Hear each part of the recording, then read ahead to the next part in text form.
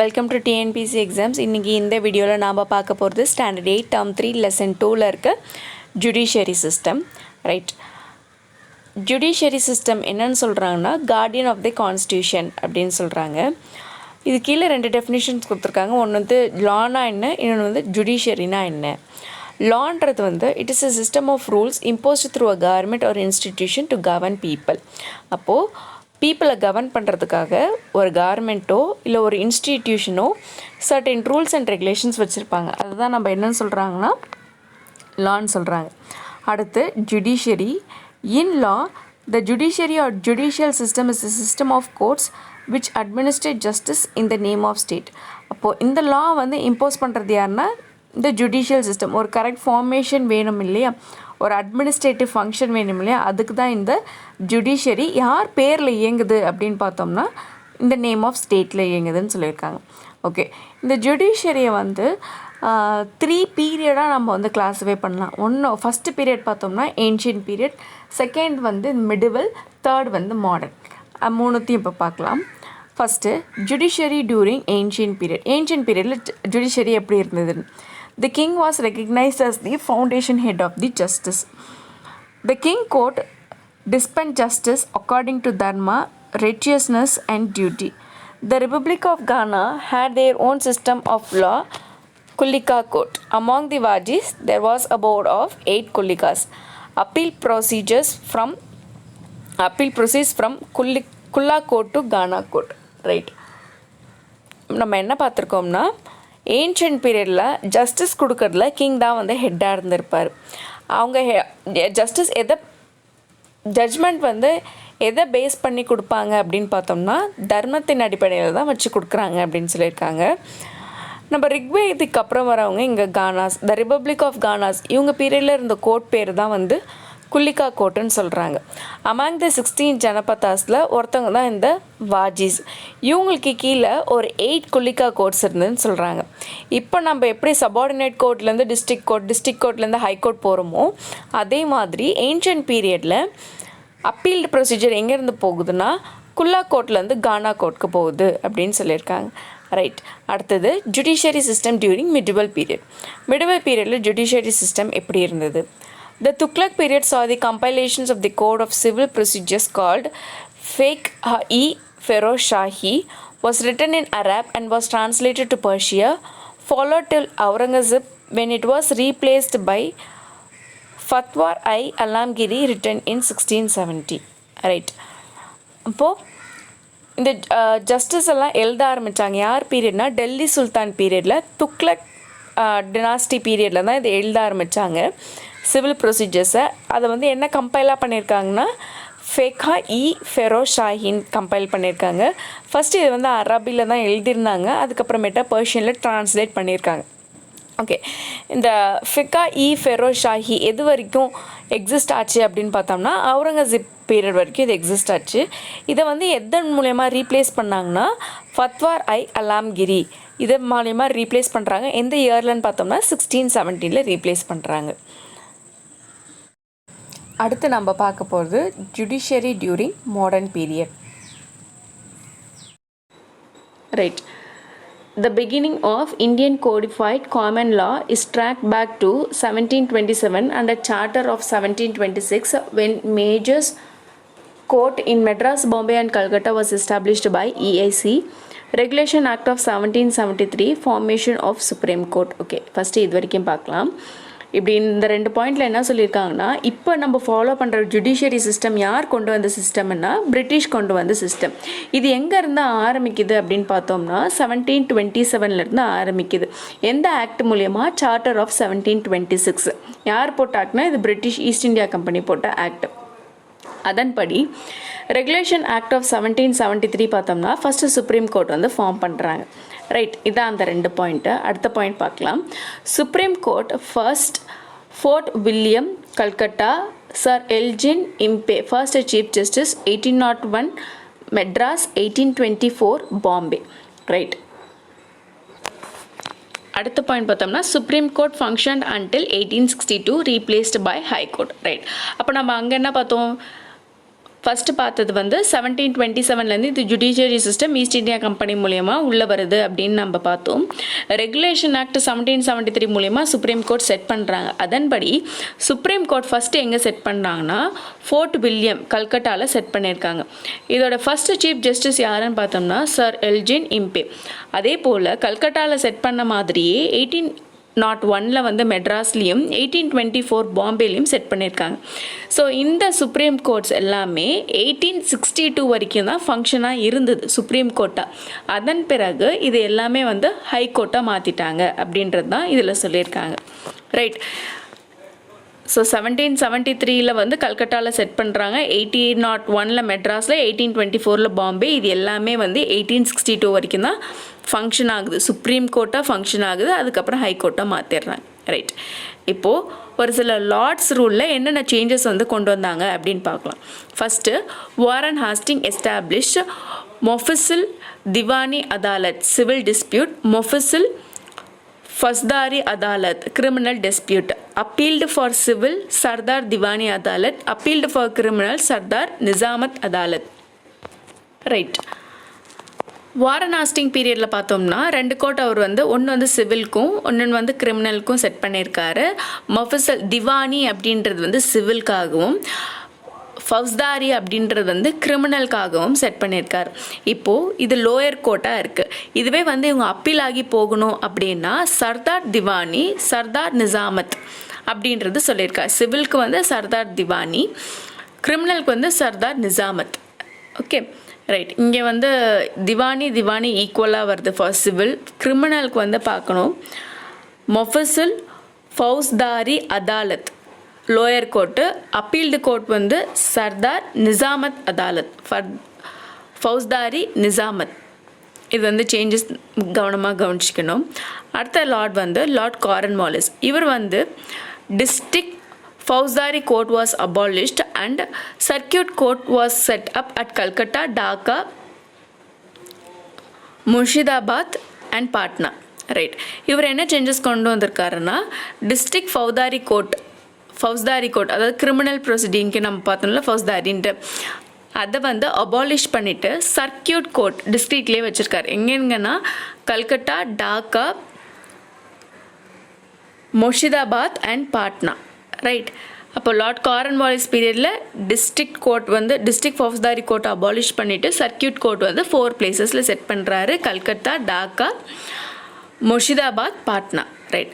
அடுத்தது William Bentinck பீரியடில் வந்து 4 சர்க்கியூட் கோர்ட் வந்து எஸ்டாப்ளிஷ் பண்ணுறாரு. அப்புறம் Sadar diwani Adalat, Sadar நிசாமத் Adalat established at Allahabad. Right. Right. A law commissioned by Macaulay gave rise to Civil Procedure Code of 1859, Indian Penal Code of 1860, Criminal Procedure Code of 1861. அப்போ Macaulay commission மூலயமா it gave rise to Civil Procedure Code of 1859, Indian Penal Code of 1860 and Criminal Procedure Code of 1861. Government of India act 1935 படி federal court வந்து நம்ம set பண்ணியிருக்கோம். It was not highest court as appealers could lie in certain situation to Privy Council in England. Privy Council was established by Privy Council Judiciary Act of 1949. Supreme Court of India was inaugurated on 28th Jan 1950. Right. Right. Government of India act 1935 படி நம்ம வந்து ஒரு federal court வந்து set பண்ணுறோம். But இந்த federal court வந்து it was not that powerful as privy council in England. அதாவது இப்போ ஒரு அப்பீலேட் வந்து போகிறாங்கன்னா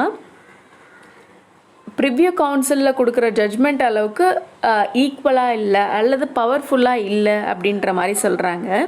so in order to abolish this privy council jurisdiction act of 1949 இந்த ஆக்ட் படி இந்த ப்ரிவ்யூ கவுன்சிலை வந்து அபாலிஷ் பண்ணுறாங்க. அதன் பிறகு நம்ம இந்தியாவில் இருக்கிற இப்போது கரண்ட்டில் இருக்கிற சுப்ரீம் கோர்ட் வந்து இனாக்ரேட் பண்ணுறாங்க. எப்போ பண்ணுறாங்கன்னா 28th January 1950 இனாக்ரேட் பண்ணுறாங்க. இது ரொம்ப முக்கியம். 28 January 1950. ரைட். பாக்ஸ் இன்ஃபர்மேஷன்ஸ் பார்க்கலாம். In ancient India, Smriti defines the social duties of the individual. இந்த ஸ்மிருதியை வந்து 3 கிளாஸிஃபை பண்ணியிருக்காங்க. ஒன்று வந்து மனு ஸ்மிருதி, இன்னொன்று வந்து நாரத ஸ்மிருதி, இன்னொன்று வந்து யஜனவால்க்யா Smriti. Calcutta High Court is the oldest, established in 1862. Allahabad Court is the largest court, right? Judiciary and Constitution. Okay, இப்போ இந்த 2 பாக்ஸ் இன்ஃபர்மேஷன் தான் கொடுத்துருக்காங்க. ஒன்று வந்து ஸ்மிருதி பற்றி கொடுத்துருக்காங்க. ஓல்டஸ்ட் கோர்ட் வந்து கல்கட்டா கோர்ட்டு, லார்ஜஸ்ட் கோர்ட் வந்து அலகாபாத் கோர்ட். அடுத்தது போகலாம். Right.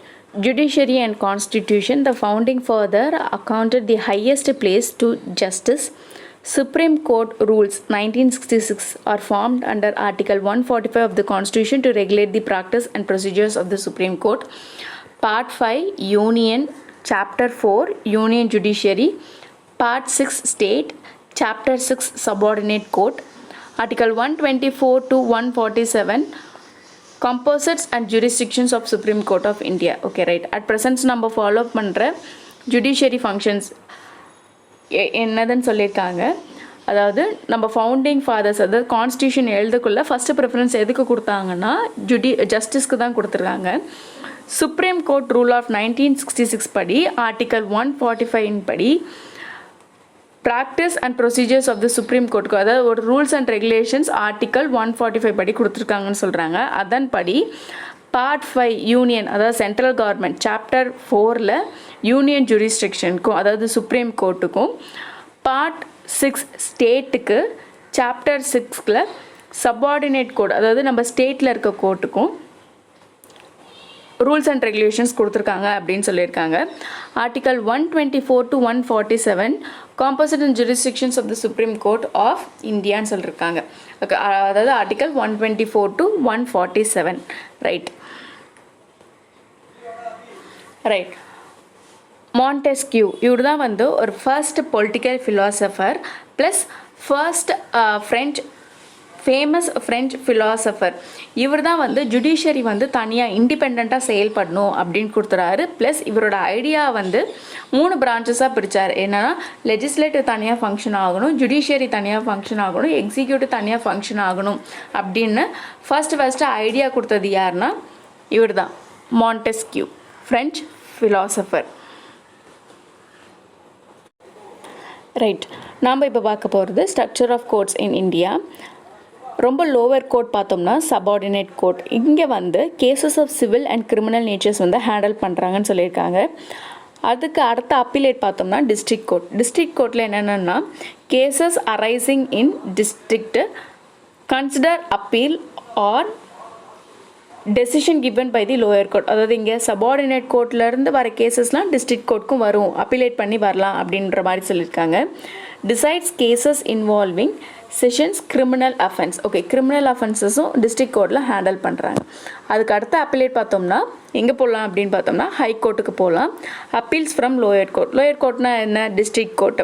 Issues writs for restoring fundamental rights. Okay, right. Fundamental right வந்து ஹை கோர்ட்லேயும் ஹேண்டில் பண்ணுவாங்க அப்படின்னு சொல்லியிருக்காங்க. Can deal with cases within the jurisdictions of the state, exercise subordinate and control over courts below it. Okay, right. அப்போ அதாவது ஸ்டேட்குள்ளே இருக்கிற விஷயத்த வந்து இந்த ஹைகோர்ட் வந்து டீல் பண்ணும். Plus control in and around இது இவங்களுக்கு கீழே வர, அதாவது டிஸ்ட்ரிக்ட் கோர்ட்டு, சப்பார்டினேட் கோர்ட் எல்லாமே வந்து இவங்களுக்கு கீழே வரும். அதுக்கு கீழே வர கேசஸையும் இவங்க ஹேண்டில் பண்ணலாம் அப்படின்ற மாதிரி சொல்லியிருக்காங்க ஹைகோர்ட். அடுத்தது supreme court. Its decision of binding on all courts. Okay, decision of binding on all கோர்ட்ஸ்னால் எல்லா கோர்ட்லேயும் இவங்க போய் ஜட்ஜ்மெண்ட் சொல்கிற ஒரு ஹையர் அத்தாரிட்டி இருக்குது அப்படின்னு சொல்லலாம். Can transfer judges of the high court. ஹைகோர்ட்டோட ஜட்ஜை வந்து ஒரு ஸ்டேட்லேருந்து இன்னொரு ஸ்டேட்டுக்கு வந்து ட்ரான்ஸ்ஃபர் பண்ணுற அத்தாரிட்டி இவங்க கையில் இருக்குது. Transfer cases from one high court to another. அதாவது ஹைகோர்ட்டில் நடக்கிற ஒரு கேஸை வந்து இன்னொரு ஹைகோர்ட்டுக்கு வந்து ட்ரான்ஸ்ஃபர் பண்ணுற பவரும் இவங்கள்ட்ட இருக்குது.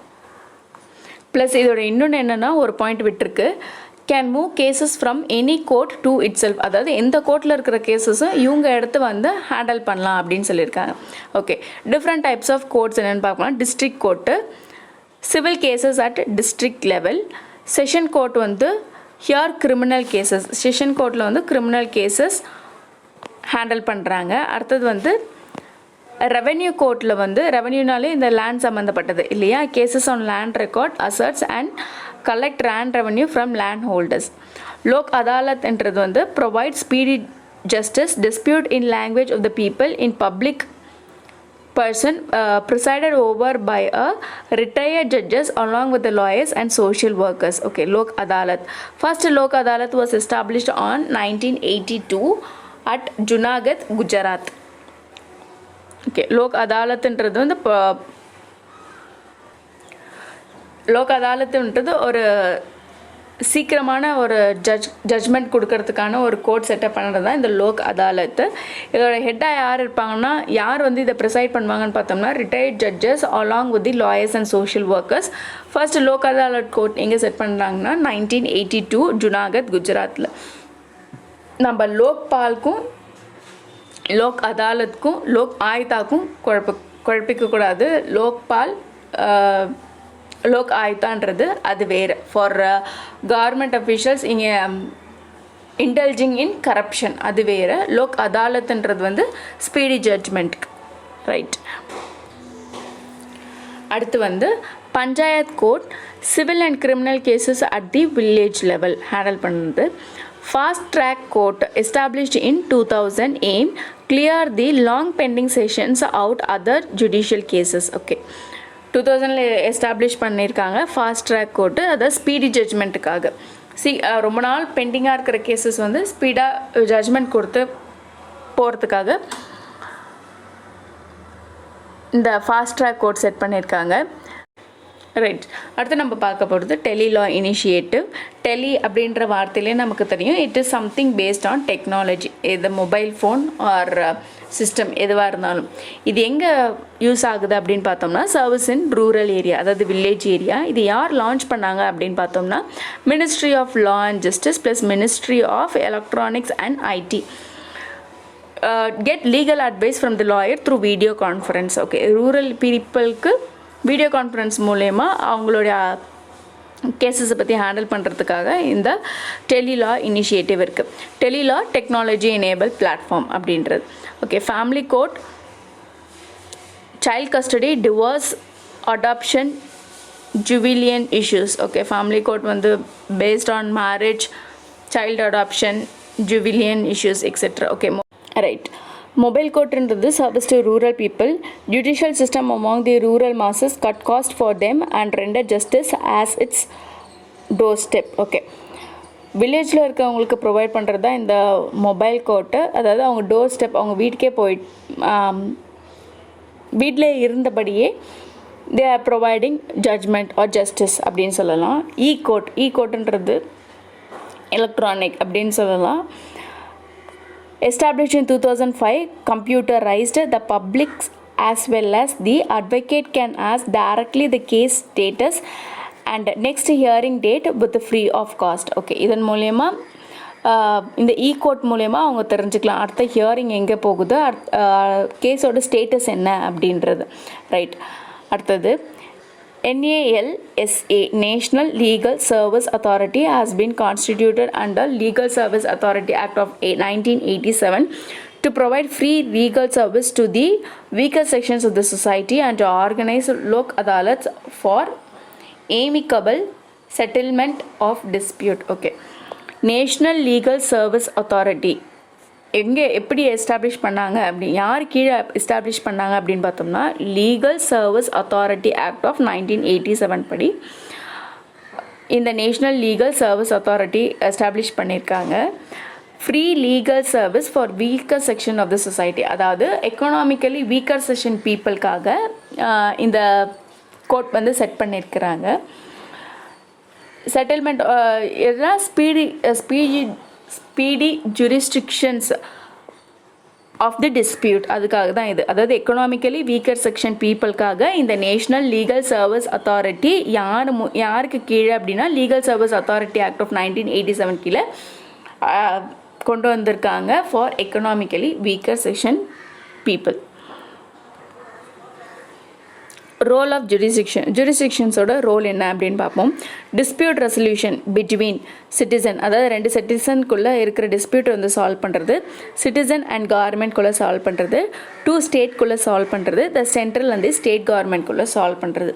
Judicial review has the power to declare a law on constitutions if it believe that the law passed by the parliament is violating the basic constitutions of the basic structure of the constitution, right? இப்போ நம்ம constitution ஒரு frame பண்ணி வச்சுருப்பாங்க. இப்போ இருக்கிற government வந்து ஏதாவது ஒரு லா பாஸ் பண்ணக்குள்ளே if it is going to affect the basic structure, அதாவது கான்ஸ்டியூஷன் வந்து மாற்றி அமைக்கிற மாதிரி இருக்குது அப்படின்னு சுப்ரீம் கோர்ட்டோ இல்லை ஹைகோர்ட்டோ சுப்ரீம் கோர்ட் நினச்சா இட் கேன் ரிவ்யூ தட் லா. அதுதான் இங்கே சொல்லியிருக்காங்க judicial review. upholding the law and enforcing fundamental rights.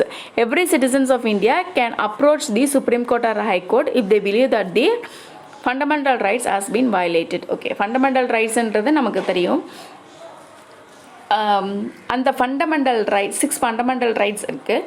அந்த ஃபண்டமெண்டல் ரைட்ஸில் if something is getting violated individually personally, okay, இவங்களோட ரைட்ஸ் வந்து அங்கே தவிர்க்கப்படுது அப்படின்னு யாராவது ஒரு சிட்டிசன் நினச்சாங்கன்னா he or she can approach supreme court or high court அப்படின்னு சொல்லலாம், ரைட்? இப்போ சுப்ரீம் கோர்ட் ஆஃப் இந்தியாவோட நேச்சர் பார்க்கலாம். சுப்ரீம் கோர்ட் வந்து guardian of the constitution and highest court of appeal. இது யார் சொல்லியிருப்பாங்கன்னா அம்பேத்கர் சொல்லியிருப்பார். ஓகே, ஒரிஜினல் ஜூரிஸ்டிக்ஷன்ஸ், அதாவது டைரெக்டாக சுப்ரீம் கோர்ட்டில் போய் ஃபஸ்ட்டு கேஸ் நம்ம கொடுக்குறோம் இல்லையா, அது எப்படி இருக்கலாம் அப்படின்னு பார்த்தோம்னா dispute between union and one or more state, அதாவது சென்ட்ரல் கவர்மெண்ட்டுக்கும் 2 ஸ்டேட்டுக்கும் இல்லை ஒரு ஸ்டேட்டுக்கும் நடுவில் ஏதாவது ஒரு கிளாஷ் இருந்தது அப்படின்னா directly they can go to supreme court. Or ரெண்டாவது கண்டிஷன் என்னன்னா பிட்வீன் 2 ஸ்டேட்ஸ். இப்போ ஃபார் எக்ஸாம்பிள் நம்ம தமிழ்நாட்டுக்கும் கர்நாடகாவுக்கும் இந்த காவேரி டிஸ்பியூட் மூலயமா எங்கே நம்ம போய் அப்பீல் பண்ணலாம்னா ஃபஸ்ட்டு நம்ம ஹைகோர்ட்டுக்கு போகிறதால நம்ம டைரெக்டாக சுப்ரீம் கோர்ட்டுக்கே போகலாம் அப்படின்றது. அடுத்தது அப்பீல் ஜூரிஸ்டிக்ஷன். அப்பீல் ஜூரிஸ்டிக்ஷன்ஸ்ன்றது வந்து லோயர் கோர்ட்லேருந்து சுப்ரீம் கோர்ட்டுக்கு போகுது, அதாவது ஹை கோர்ட்லேருந்து சுப்ரீம் கோர்ட்டுக்கு போகிறது தான் இந்த appeal jurisdiction. Right, advisory jurisdictions can report to president its opinion about the questions of public importance referred to it by the president. Okay, இப்போ supreme court வந்து யார்கிட்ட அட்வைஸ் கேட்கலாம் அப்படின்னு பார்த்தோம்னா ஏதாவது ஒரு கேஸ் மூலிமா, அதாவது பப்ளிக் ரிலேட்டட் கேஸ் மூலயமா யார்கிட்ட அட்வைஸ் கேட்கலாம் அப்படின்னா பிரசிடென்ட் கிட்ட அட்வைஸ் கேட்கலாம் அப்படின்னு சொல்லியிருக்காங்க. உரிட் அப்படின்றது வந்து ஒரு ரிட்டன் டாக்குமெண்ட்ன்றது 5 ரிட்ஸ் இருக்குது. அது கோ வாரண்ட், ஹேபியஸ் கார்பஸ், மேண்டமஸ் அது இருக்குது. அது வந்து நம்ம 10th ஸ்டாண்டர்டில் படிக்கலாம். சுப்ரீம் கோர்ட்டுக்கு வந்து ஆர்டிக்கல் 32 தான் இந்த ரிட் ஜுரிஸ்டிக்ஷன். ஹை கோர்ட்டுக்கு வந்து ஆர்டிக்கல் 226 தான் இந்த ரிட் ஜுரிஸ்டிக்ஷன்ஸ் அப்படின்னு சொல்லலாம். அடுத்தது பார்த்தீங்கன்னா court of record. Court of record அப்படின்றது வந்து இருக்கிற எல்லா கேஸஸையும் வந்து ஃபைல் பண்ணி வைக்கிறது தான் வந்து கோர்ட் ஆஃப் ரெக்கார்ட் அப்படின்னு சொல்கிறாங்க. ஸ்பெஷல் பவர் அப்படின்றது வந்து supervising functions of lower court, அதாவது கீழே இருக்கிற கோர்ட், அதாவது ஒரு சுப்ரீம் கோர்ட் இருக்குன்னா அதுக்கு கீழே இருக்க கோர்ட் வந்து சூப்பர்வைஸ் பண்ணுறது. இப்போ ஒரு ஹை கோர்ட் இருக்குன்னா அதுக்கு கீழே இருக்கிற டிஸ்ட்ரிக்ட் கோர்ட்டோ இல்லை சபார்டினேட் கோர்ட்டோ வந்து சூப்பர்வைஸ் பண்ணுறது தான் இந்த ஸ்பெஷல் பவர்னு சொல்லுவாங்க, ரைட்? ஹை கோர்ட் ஸ்டேட்டில் இருக்கிறது எல்லாமே ஹை கோர்ட்டுன்னு சொல்லுவாங்க. 2 or 3 states have common high court. Example, Punjab, Haryana and Chandigarh is having one high court. Okay.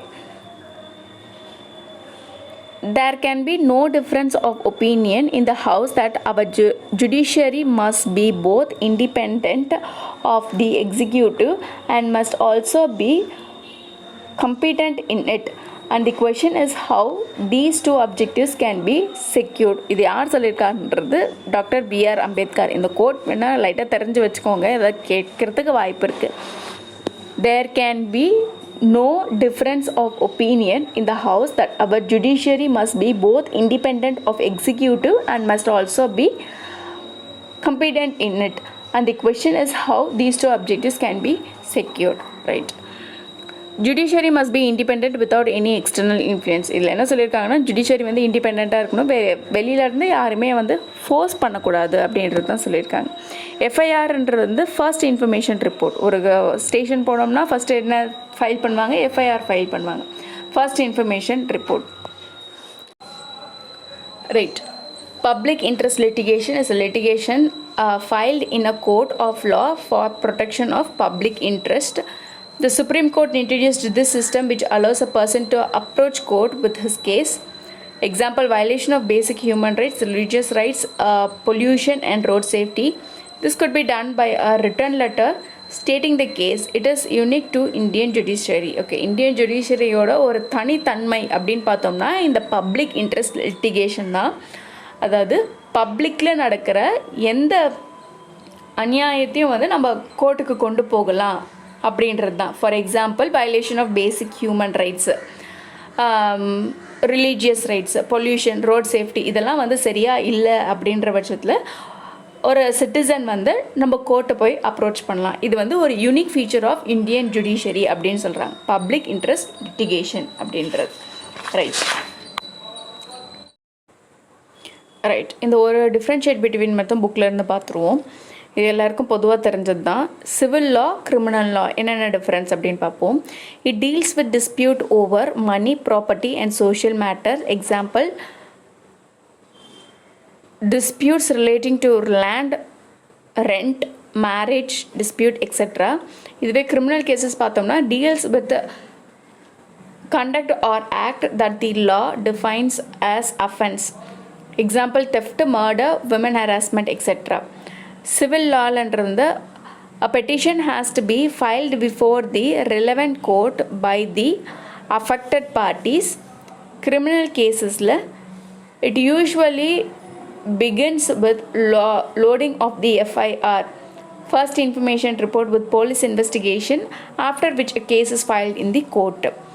Civil case la sentence awarded in form of money, remuneration and as per the petitioner's claim.